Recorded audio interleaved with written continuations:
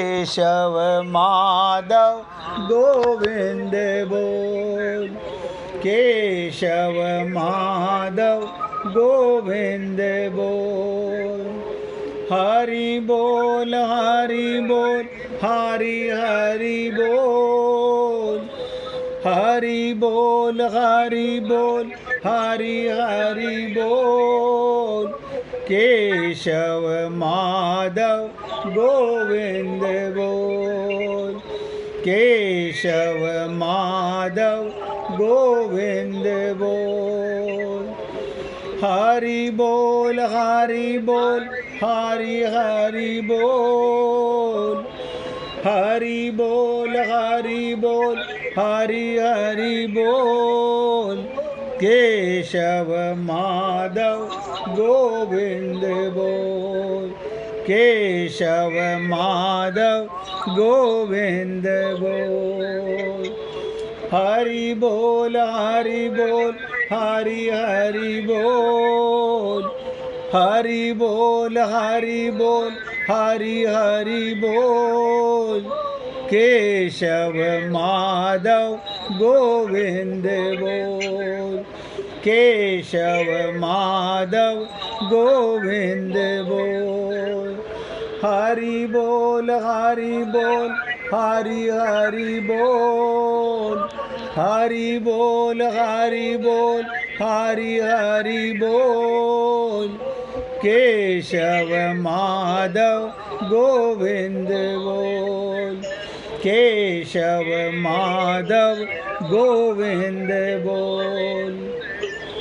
सभी पुण्य आत्मा जो मार्मिक चर्चा आपके साथ करने जा रहे हैं, इन्हीं 2 श्लोकों की है। किसी भक्त ने अब तक नहीं सुना, अब भी होश में आ जाए। होश में आने का मतलब आत्म जागृति हो जाए और परमात्मा को पाने की ललक, तड़प, जिज्ञासा, प्यास, उत्कंठा हो जाए। एक एक शब्द को बहुत ध्यान से, एक एक शब्द पर ध्यान देंगे। जब चेतन अपना संबंध जड़ से मान लेता है, जब चेतन जड़ से अपना संबंध मान लेता है, तब उसमें संसार भोग की इच्छा होती है। आप कौन है? आत्मा। संबंध किनसे बना रखा है? संसार से, शरीर से और संसार की वस्तुओं से।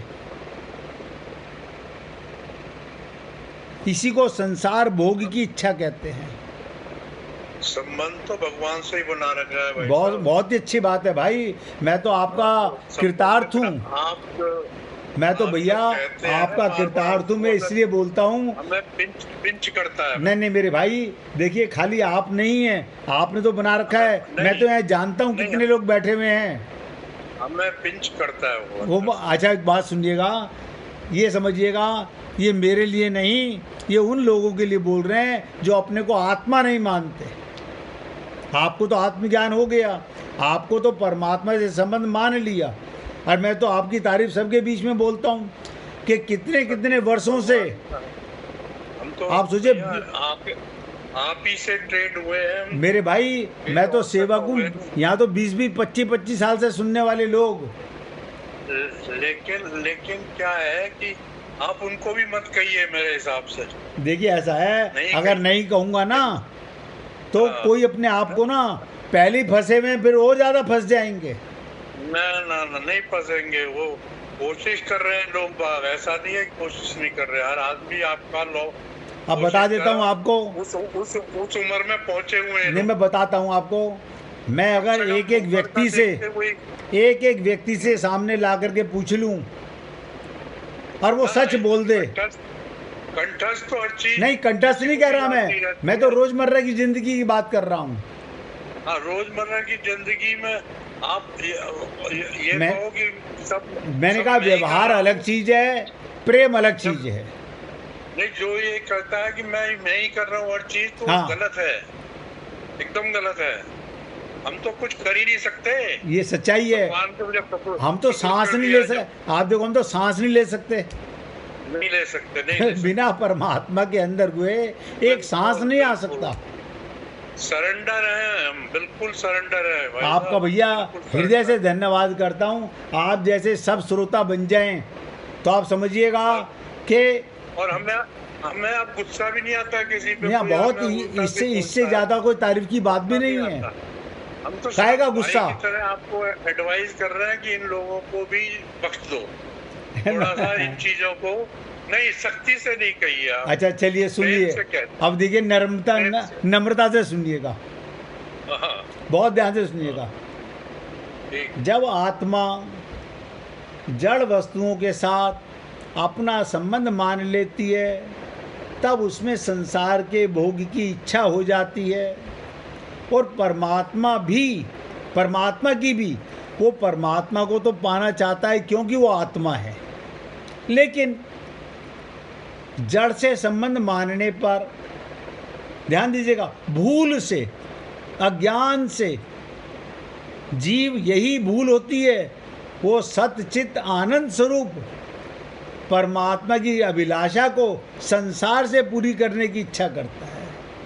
सांसारिक पदार्थों की, क्षमा मांग लो भगवान से। हाँ, कोई गलती भी मैं तो कह रहा हूँ, गलती तो हम रोज जब करते हैं, surrender हो चुके, हम रोज क्षमा गलती मांगो करते हैं, भगवान हमें क्षमा मांगनी चाहिए, मांगनी चाहिए फौरन।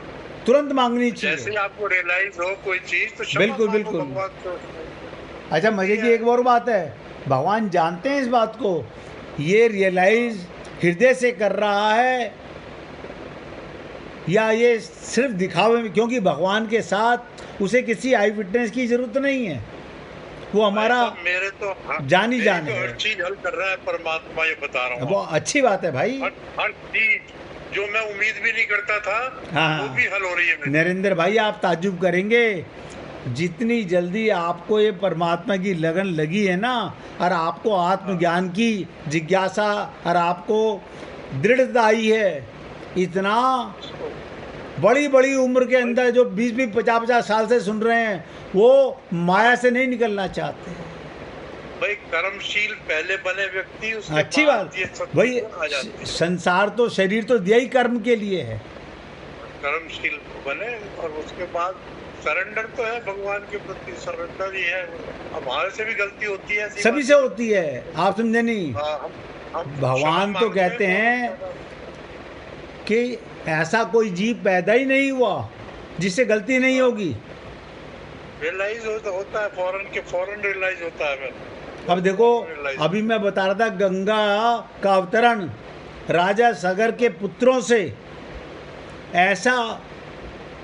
ऐसा पाप हुआ, 60,000 पुत्र राजा सगर के श्रापित हो गए, और उन्हीं के वंशज अंशुमान, उसकी तपस्या से भगवान विष्णु ने अपने लोक से, ये भी पार्वती की बहन है, इसकी लीला अगर मौका मिला तो लास्ट में 15 मिनट सुनाऊंगा, तो अब ध्यान से सुनिएगा।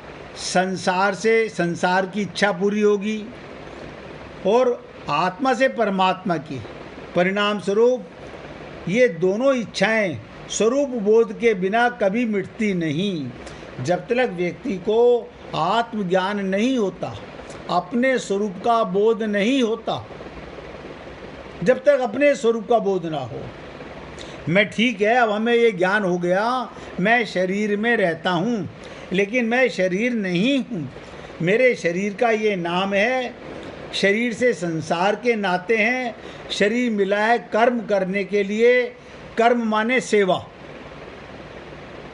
इनसे कुछ चाहने के लिए नहीं कि मैं इनकी सेवा करूं तो ये मेरी सेवा करें, ऐसी चाहत नहीं होनी चाहिए, वो कर्म नहीं है। राम सुखदास जी क्या कहते हैं, संसार को जानने के लिए, ध्यान दीजिएगा, संसार से अलग होना और परमात्मा को जानने के लिए परमात्मा से एक होना चाहिए, यह आवश्यक है। एक होना चाहिए।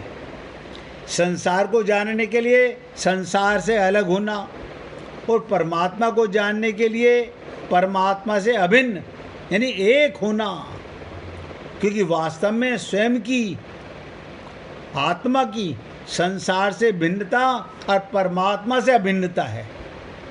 हम सदा से संसार से अलग क्योंकि हम आत्मा हैं और सदा से परमात्मा के साथ अभिन्न। हम कभी अलग हुए ही नहीं और कभी अलग हो ही नहीं सकते, कभी अलग नहीं हो सकते। तो क्या कहा, परंतु संसार की इच्छा करने से स्वयं संसार से अपनी अभिन्नता या समीपता मान लेता है। हमने जो संबंध, देखिए अभी नरेंद्र भाई ने क्या कहा, हमारा संबंध तो केवल परमात्मा से है। अगर वाकई में सभी पुण्य आत्मा इस स्टेज तक पहुंच जाएं तो नतीजा तुरंत भगवत प्राप्ति का है, तुरंत भगवत प्राप्ति का है।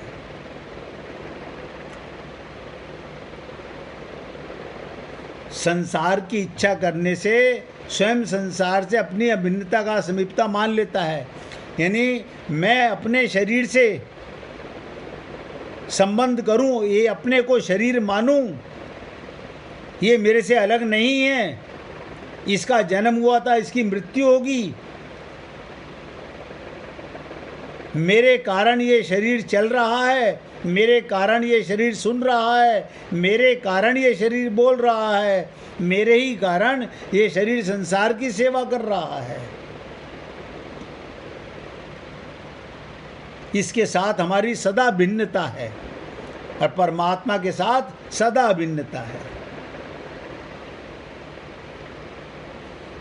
परमात्मा से अपनी भिन्नता या दूरी व्यक्ति क्यों मान लेता है?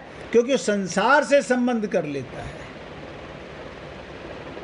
हम लोग संसार से संबंध कर लेते हैं, इसलिए परमात्मा से विमुख हमें भगवान पता नहीं कब मिलेंगे, हमें पता नहीं परमात्मा रोज मंदिर जाते हैं रोज। अरे बाबा, कितनी बार मैं आपको रटा चुका, परमात्मा ही था, परमात्मा ही है, परमात्मा ही रहेगा जो मिला हुआ है। उसे पाने के लिए कुछ मत करो। अब ध्यान दीजिएगा, उसे पाने के लिए कुछ मत करो। संसार की सेवा करने के लिए आपको भगवान ने भेजा है, वो ईमानदारी से करो, मगर संबंध मत मानो अपना उनसे। आपका संबंध तो परमात्मा से है और परमात्मा मिला हुआ है। परमात्मा ही था, परमात्मा ही है, परमात्मा ही रहेगा जो मिला हुआ है। ये एक बार दृढ़ विश्वास हो जाए,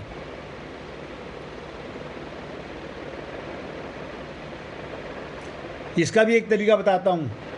बहुत से लोग कहते हैं वो हमारी संसार की इच्छा मिटाना चाहते हो तो पारमार्थिक इच्छा, भगवान के प्रेम की लीलाएं, उनमें डूब जाओ और ऐसे डूबो कि 15-15 मिनट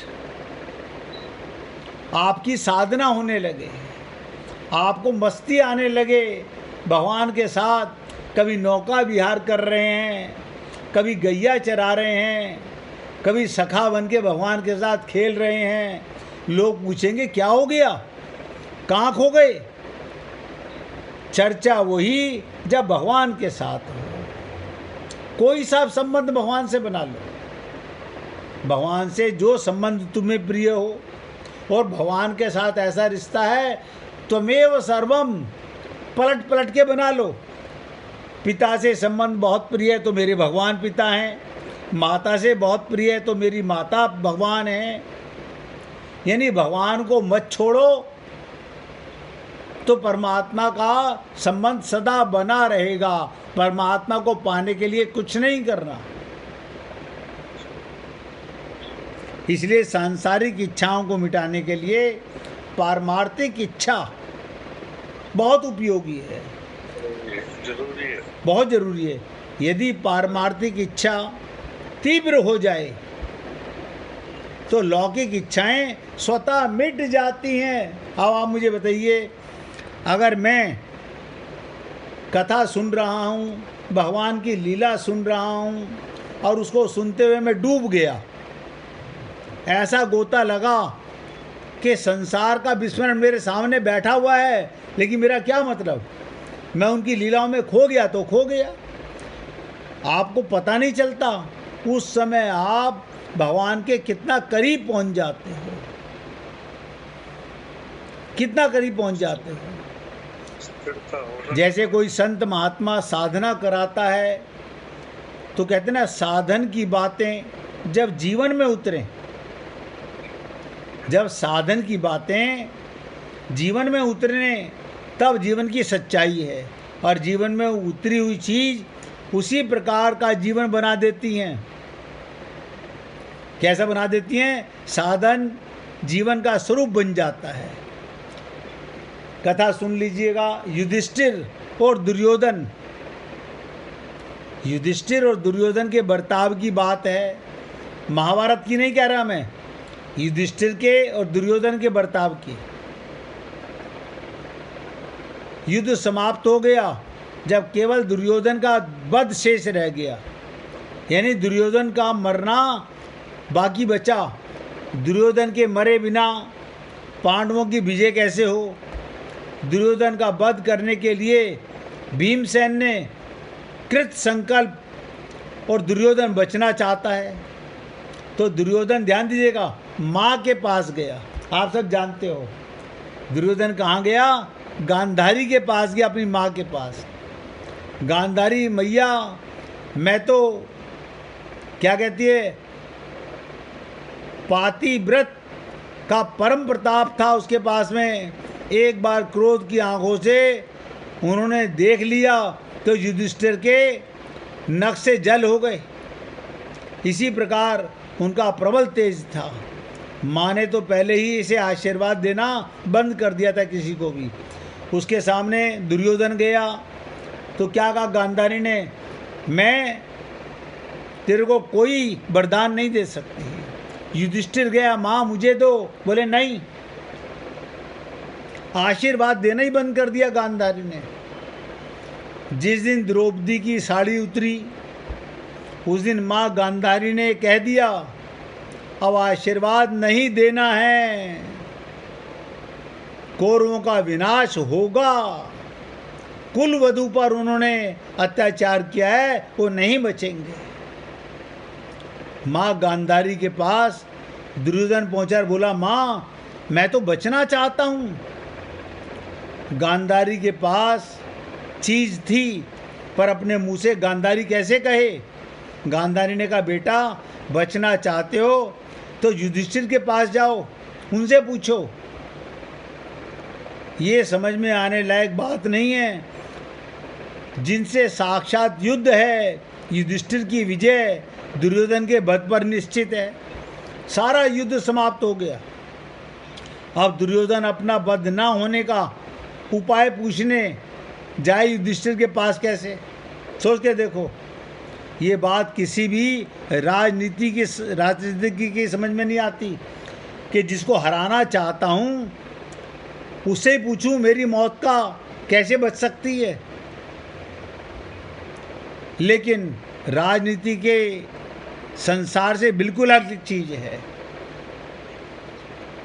दुर्योधन ने माँ की बात मान ली। ध्यान दीजिएगा, निर्भय होकर के दुर्योधन युधिष्ठिर के पास पहुंचा।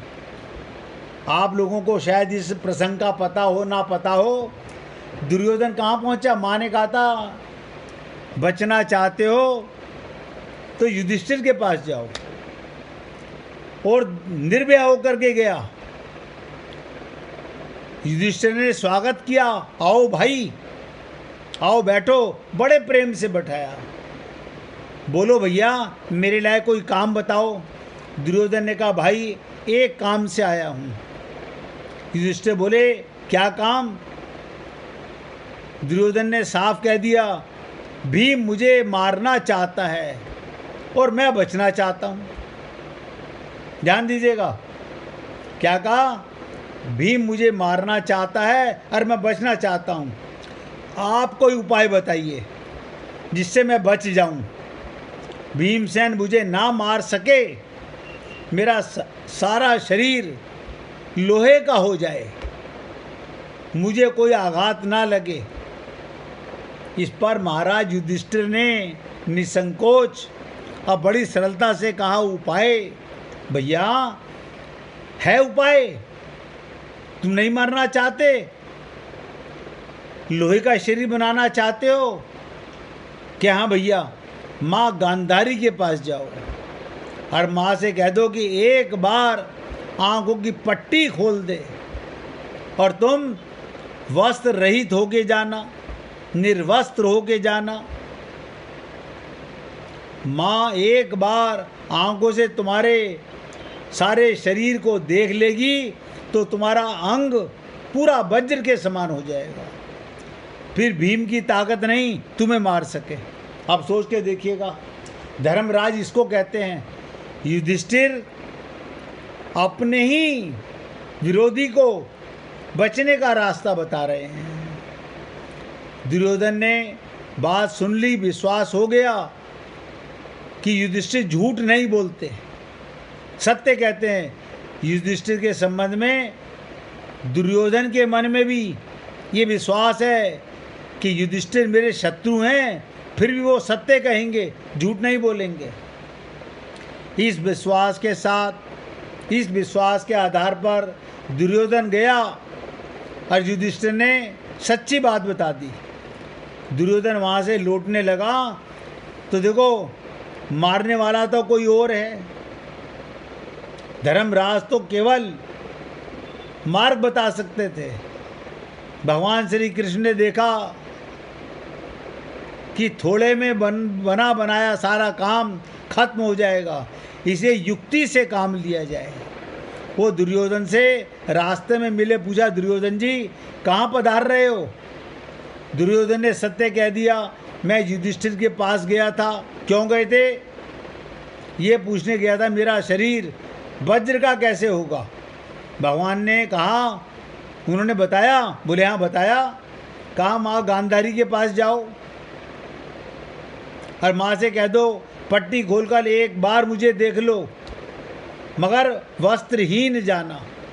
भगवान श्री कृष्ण बोले बिल्कुल सत्य बात है। युधिष्ठिर ने सत्य ही कहा, माँ गांधारी की आंख में वो शक्ति है। फिर भी दुर्योधन जी आप इतने शूरवीर, फिर आप मृत्यु के भय से इस अवस्था में माँ के सामने नंगे होकर जाओगे, शर्म नहीं आएगी? दुर्योधन ने कहा, महाराज बात तो ठीक कही आपने, लेकिन इसके अतिरिक्त कोई उपाय ही नहीं दिखता। श्री कृष्ण बोले कोई बात नहीं, उनकी भी बात रह जाए, आपका भी काम हो जाए। आप सूंडी से नीचे और जहाँ तक जंगा प्राप्त प्रांत ढक लेना, वस्त्र पहन लेना, फिर चले जाओ माँ के पास। दुर्योधन ने कहा ठीक है, समझ में आ गया। भगवान की माया का खेल देखो, दुर्योधन की मति फिर गई।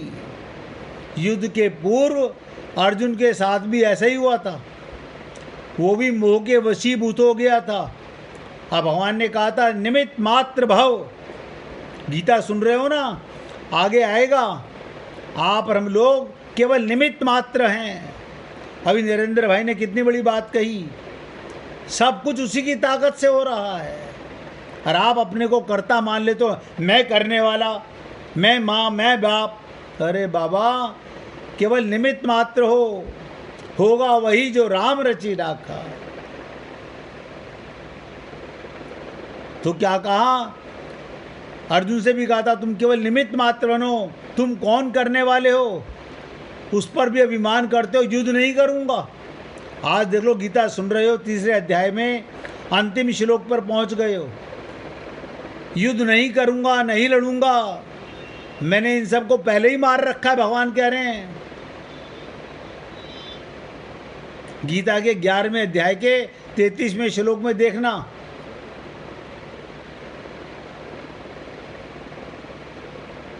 यानी मेरी दृष्टि में तो ये सब मरे हुए हैं, तुम्हें तो केवल निमित्त बना रहा हूं मैं। अब युधिष्ठिर चाहे कह दे, चाहे गांधारी देख ले, पर कृष्ण जो चाहेंगे वही होगा, दूसरा कैसे होगा। दुर्योधन की बुद्धि पलट गई, जंगिया पहन कर गया माँ के सामने, माँ से कहा पट्टी खोलो। उसमें दुर्योधन उस बात को भूल गया कि भीम ने प्रतिज्ञा की थी तुम्हारी जांग को तोड़ दूंगा।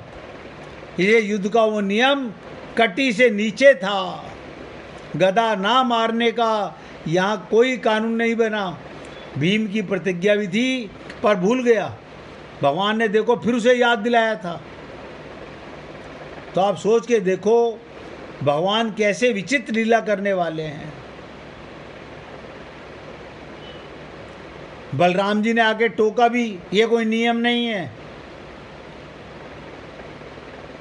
तो भगवान बलराम जी ने क्या कहा, भैया तुम जानो, तुम्हारा काम जाने, हम तो चले।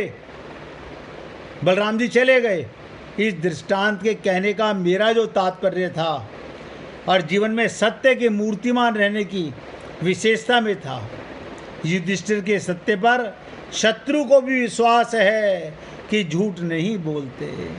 और मैं आप पुण्य आत्माओं से क्या निवेदन करना चाहता हूँ, अगर ध्यान दे के सुनो, 1 मिनट की बात है, फिर आगे चर्चा करेंगे। भगवान के सामने और गुरु के सामने छल कपट नहीं चलता,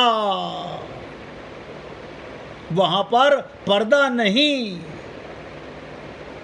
तार तार खोल के रखोगे तब जाकर के भगवान जान पाते हैं कि अब इसने अपने आप को सरेंडर कर दिया है। शरणागति का मतलब होता है अपने मन के अंदर जो है, अच्छा है, बुरा है, अपना है, पराया है। आप बताइए, डॉक्टर के सामने जाकर के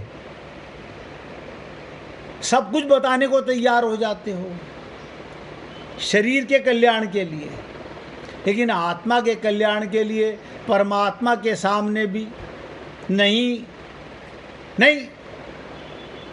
उन्हें भी रिझा रहे हैं झूठी सच्ची बातें करके, प्रार्थनाएं करके, और गुरु को बता रहे हैं नहीं आपने जो काम वही करते हैं। करते होते तो कल्याण हो चुका होता। अब देखिए नरेंद्र भाई ने कहा हमें आत्मज्ञान हो गया, ये ठाकुर जी की असीम कृपा है। अब उनको समझ में आ गया मैं निमित्त मात्र हूँ, करने वाला तो परमात्मा है। अगर प्रत्येक जीव इतनी संकल्प कर ले तो नतीजा भगवत प्राप्ति ही होगी। 1 मिनट भगवान का कीर्तन करो, फिर आगे चर्चा करेंगे। श्री राधे गोविंदा मन भजले हरि का प्यारा नाम।